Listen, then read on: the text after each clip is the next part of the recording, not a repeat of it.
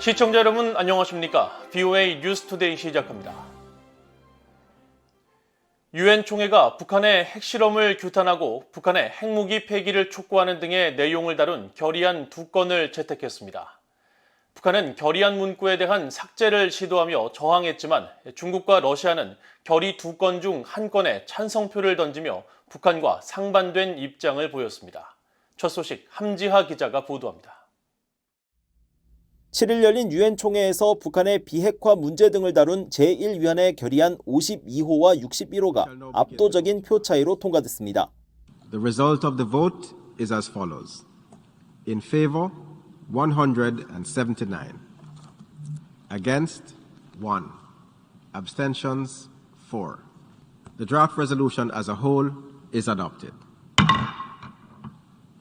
포괄적 핵실험 금지를 주제로 한 결의 52호는 북한이 안보리 결의를 위반해 실시한 6차 핵실험에 대한 규탄을 거듭 확인하며 북한이 핵 프로그램을 포기하고 추가 핵실험을 실시하지 않는 것을 포함한 안보리 결의 의무를 완전히 준수할 것을 촉구한다는 내용을 담고 있습니다.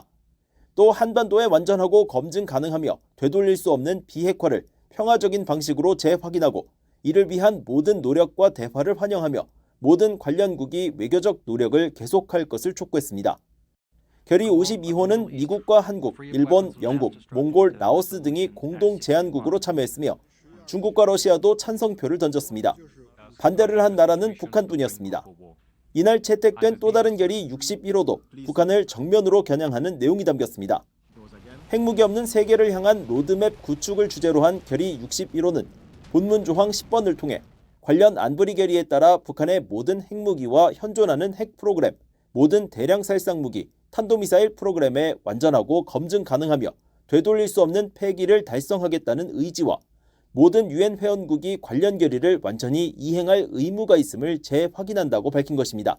또 북한이 2022년 9월 9일 핵정책을 개정해 핵무기 사용 문턱을 낮춘 것을 심각하게 우려하고 핵확산 금지 조약 NPT와 국제 원자력 기구 IAEA의 안전조치 완전 준수에 조속히 복귀할 것을 촉구했습니다.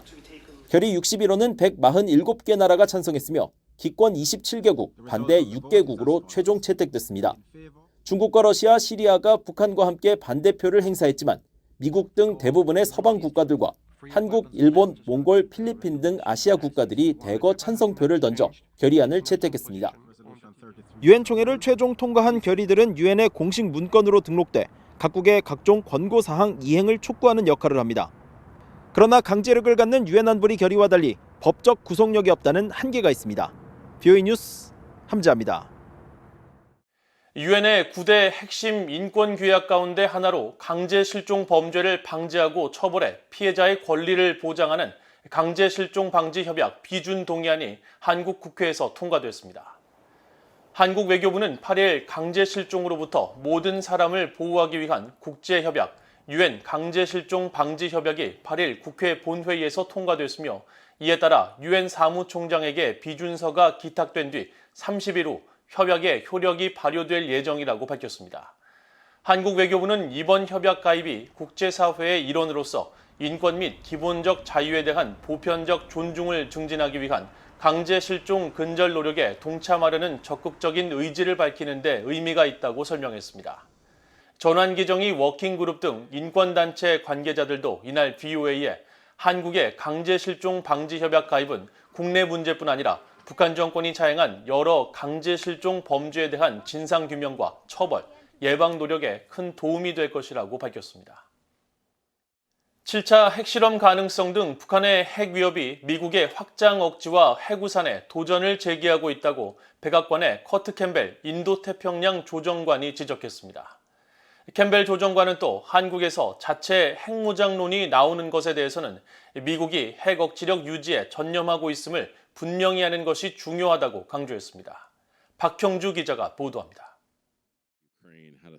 백악관의 아시아 차르로 불리는 커트 캠벨 인도태평양 조정관은 8일 워싱턴 민간연구소인 아스펜이 주최한 안보 포럼에 참석해 최근 한국에서 자체 핵무장 여론이 높아지고 있는 것에 대한 질문을 받았습니다. 캠벨 조정관은 인도태평양에서 지난 수십 년간 미국의 확장 억지와 핵우산에 대한 안정성과 신뢰도가 유지됐지만 현재 이것이 도전받고 있다면서 북한의 7차 핵실험 가능성과 핵 위협을 거론했습니다. 그러면서 미국이 핵실험에 대한 강력한 대응을 경고했지만 북한의 핵 위협이 영내 안보 불안을 조성하고 있다는 점은 부인할 수 없다고 밝혔습니다.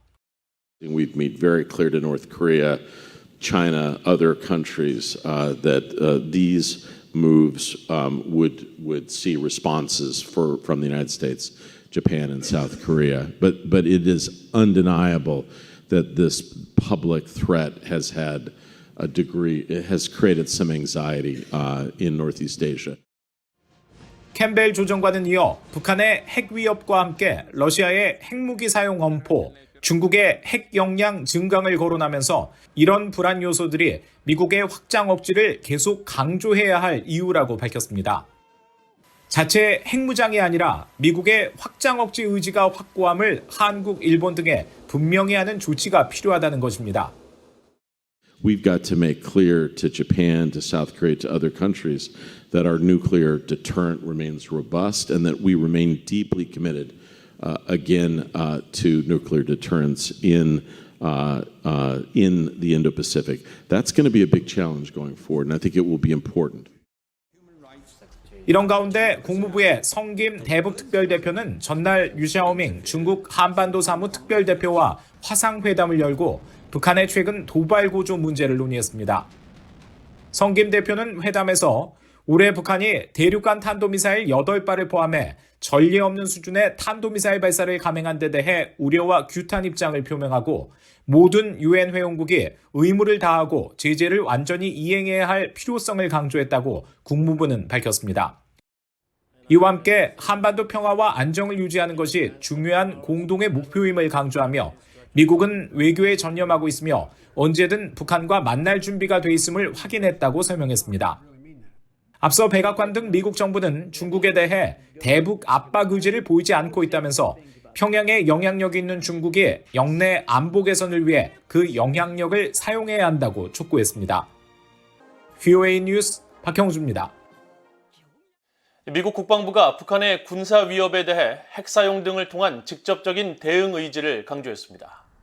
미국 국방부 고위 당국자는 7일 북한의 핵미사일 위협에 대응하기 위한 미한 우주군 부대의 협력과 관련한 VOA의 서면 질문에 북한의 ICBM 위협과 관련한 미사일 방어 태세 검토 보고서 MDR은 미국이 포괄적인 미사일 격퇴 접근법과 이를 보완하는 핵과 비핵 수단을 통해 직접적으로 대가를 부과하겠다는 점을 명시했다고 밝혔습니다.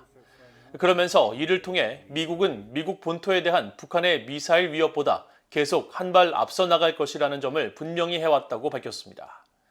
미국 국방부는 앞서 지난 10월 27일 발표한 미국 국방전략 보고서와 핵태세 검토 보고서, 미사일 방어 검토 보고서에서 북한이 핵을 사용한다면 정권의 종말을 각오해야 할 것이라고 밝혔으며 미국은 지난달 20일 한국과 일본 등 태평양 일대를 담당하는 인도태평양 사령부에 우주군 부대를 창설했습니다. 미국 상원의원들은 북한 정권의 정부 통제에 대응하기 위한 이른바 원비어법이 의회의 2023 회기연도 국방수권법안에 포함된 것을 환영하며 연내 법안 제정에 대한 기대감을 나타냈습니다. 북한에 장기간 억류됐다가 혼수 상태로 송환된 뒤 숨진 대학생 오토 원비어의 고향인 오하이오주의 로포트먼 공화당 상원의원은 7일 VOA에 보낸 성명을 통해 원비어법이 국방수권법안에 성공적으로 포함돼 기쁘다면서 이 법안은 원비어가 계속 기억되고 그의 부당한 죽음에 책임이 있는 잔인한 북한 정권이 원비어의 죽음과 다른 무수한 인권 침해에 대해 책임을 지도록 하는 데 도움이 될 것이라고 밝혔습니다. 법안을 공동 발의한 민주당의 셰러드 브라운 상원 은행위원장도 이날 VOA에 보낸 성명에서 원비어법의 국방수권법안 포함은 북한이 자국민과 억류자들을 상대로 저지른 인권유린에 맞서 싸우고 북한의 감시와 검열, 억압에 대응하겠다는 우리의 의지를 재확인하는 중요한 단계라고 밝혔습니다. 또 민주당의 크리스 쿤스 상원의원은 의회의 이번 움직임은 김정은 정권 아래 고통받는 모든 이들에 대한 정의를 추구하겠다는 미국의 의지를 재확인한다고 강조했습니다. 일본이 북한의 7차 핵실험을 결코 용납할 수 없다면서 국제사회에 단호한 대응을 촉구했습니다. 오스트리아 빈에서 개최된 2022 포괄적 핵실험 금지 조약 CTBT 과학 외교 심포지엄에 참석한 포괄적 핵실험 금지 조약 기구 CTBTO 주재 일본 대표부의 이마니시 노부하루 공사는 21세기에 핵실험을 한 유일한 국가인 북한이 일본 인근에 있다면서 북한의 추가 핵실험은 결코 용납할 수 없으며 그런 행위에 반대해 국제사회가 단결해야 한다고 밝히고 우리는 북한의 핵실험 위협을 실질적으로 경계해야 할 위치에 있다고 강조했습니다. 스웨덴의 애니카 마르코비치 대표 역시 금세기에 한 나라, 즉 북한만이 핵실험을 실시했다면서 핵실험에 대해서는 한 나라도 많다고 비판했습니다. 이상으로 BOA 뉴스투데이를 모두 마칩니다. 시청해주신 여러분 고맙습니다.